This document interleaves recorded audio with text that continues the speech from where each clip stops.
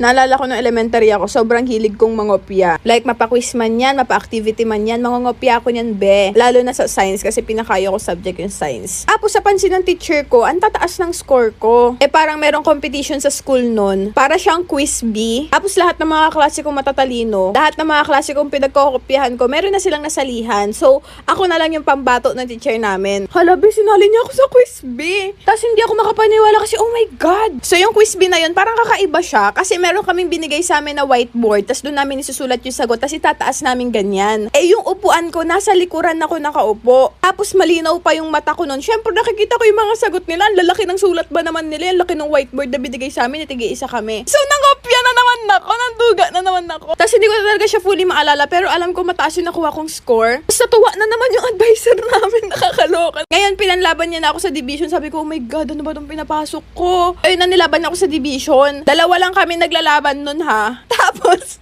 nung awarding na ako yung pangalawa. Diyan yung napapala ako kasi sobrang duga ko. Pagkatapos nun sa tingin ko kinarma ako kasi sobrang labo na ng mata ko.